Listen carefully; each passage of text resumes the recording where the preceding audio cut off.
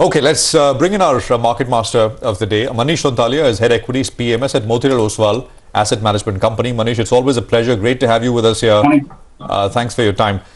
Has the market fallen enough? Has it let off enough steam, Manish, that we can start to talk about, turning around a little bit, looking at buying, or do you think it's still too early? No, so Prashant, the direction of the market is definitely up, but we will see sharp corrections in the interim. Why I say this is because we know that RBI has started withdrawing liquidity, what it was there in the last 1.5 years. We also heard that the Fed is likely to start taper earlier than expected. So that's the valuation side. Fundamentals, etc., remain quite strong, and that's likely to be the case going into the next second half of this year and even into the next year. So fundamentals are extremely strong. Demand is exploding. But on the valuation side, what has been a tailwind for the markets in the last 1.5 years, that seems to be slightly changing at the margin. And from that point of view, you are likely to see corrections, and they will be swift and sharp, probably more so in the broader markets. But I would reckon if one has a 2 to 3 year time horizon, those would be the times to really lap onto the stocks that one always wanted to buy but were constrained due to valuation concerns. So it's a buy on dips market, but there will be intermittent corrections which will be swift and sharp. Manish, good morning. So let's take the theme forward. What kind of stocks would you keep on your radar that you would want to buy in this correction? So many stocks have corrected 20-25%. Yeah, so I think the four sectors where we think that there's reasonable upside from a next 1 to 2 year perspective would remain the technology space, the healthcare space, the consumer space, as well as the financial services space.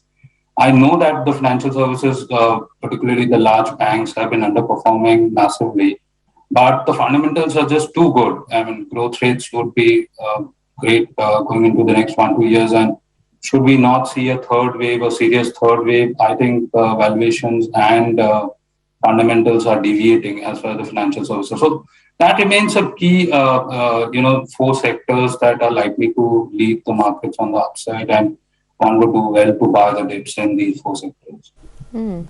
Manish, hi, good morning. What about autos? It looks like the worst of the semiconductor issues behind us, but now you never know with this Omicron variant and the impact it could have on production. What do you do at a time like this? Because most companies, two companies just reported numbers, Bajaj and Escorts. There's been a fall of around 10 to 20% across the board. Would you stay away, or do you think it's good to buy the dip in many of these names? Main concern of the automobile sector has been the semiconductor shortage, and with Malaysia, the plant actually is getting started. The shortage of fabs is reducing at the margin. So production, which had got disrupted massively, is improving slowly but gradually. And there is no dearth of demand in the system. So demand exceeds supply. It's supply side constraints, raw material cost headwinds, containers, freight, shipping lines. All of these things are actually helping at the margin. So I think it's a case of a buy. I would not be a seller in automobile stocks at all, whether it be the OE space or the auto comp space from the next 6 to 12 months point of view. I think all of the negatives are primarily there in the stock price, and it would be a case of buying on dips as far as auto space is concerned. Manish, COVID, when it hit the first time, put boosters under the entire IT space. Initially, the assessment was different, and then, it just was a one-way move. Let's hope this is not this new variant is not going to be serious. But is your bullishness on IT stemming from that? Even if that gets serious, the variant is serious, and there are more restrictions around the world, this is one space which continues to benefit, or it's a more fundamental sort of bottom-up kind of approach to that space.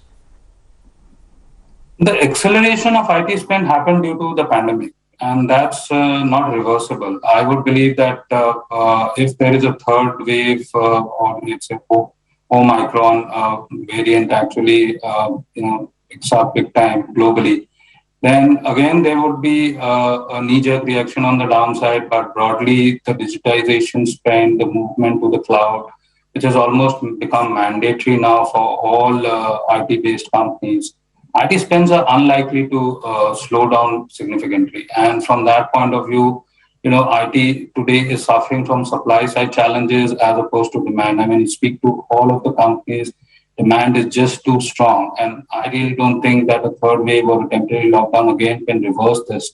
Added to that, operating leverage once top line growth comes through will be a booster for margins and valuations. In any case, are mid-cycle valuation, because the journey is going to last for at least next 3-4 years, to say the least. And in that space, with some help coming in from the rupee, I would think that the IT space broadly will surprise on earnings on the upside.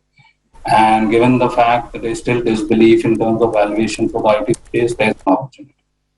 Okay, Manish, what's your view on metals now? Names like Tata Steel, for example, where we had a great run over the last 6 months, but now the stocks have corrected, between 15 to 25%, depending on the stock that you're looking at.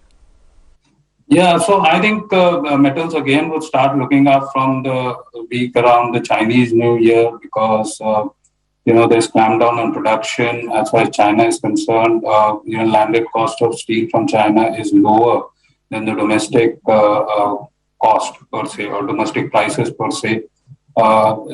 This time around, it's the problem of coking coal. Coking coal has actually risen quite sharply. So when iron ore was moving up, they helped companies like Tata Steel massively because they have captive iron ore mines. But we do import coking coal massively, and that's a high element of cost in the manufacturing of steel in India. So when landed cost is lower than, let's say, the domestically produced steel, you'll have a pressure on prices. And of course, the whole expectation is that around the Chinese New Year, the consumption in China is actually going to move up, and that's going to basically be supportive of steel prices, at around that time. So valuations are extremely comfortable. There's no case for selling in metal stocks or specifically steel stocks at these prices. Of course, there is a correction, but I think it's going to remain soft. Steel as a sector will remain soft for the next 6 months. But again, if one has the patience to hold on to these stocks, at these prices, or maybe even higher these prices, one could actually see a decent upside now that the correction has been about 25-30% from the peak. Okay. In every COVID wave, the biggest beneficiaries, unfortunately, have been these, path lab companies because of the higher testing mandate. This time around, do you think that one can play this theme? Because we've seen over the past 1 month, many of these companies, whether Metropolis, Dr. Lal, have done extremely well. See, the growth in the diagnostic space from a sector point of view is going to be a good 18-20% for the next 4-5 years. Of course, there was a lot of COVID, surge in top line in the previous 1.5-2 years. Again, now this Omicron will mean that there's going to be a temporary bump up again in the testing and all of that.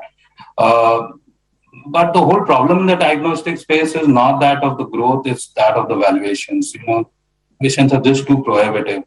So I would not believe that there's too much of upside, in the diagnostic space, even though with the third variant, with the new variant now, there's going to be increased testing and RT-PCR, all of that becomes mandatory as we move along.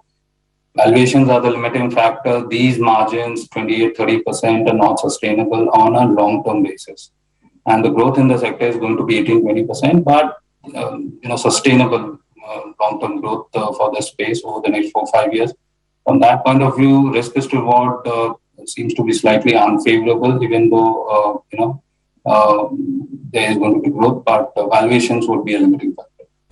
All right, Manish, we'll leave it at that. Thanks a lot for joining us, and have a great day. That's the word coming in on the markets, which, by the way, is holding up quite well. It's a 200-point rally that you're seeing on the Nifty.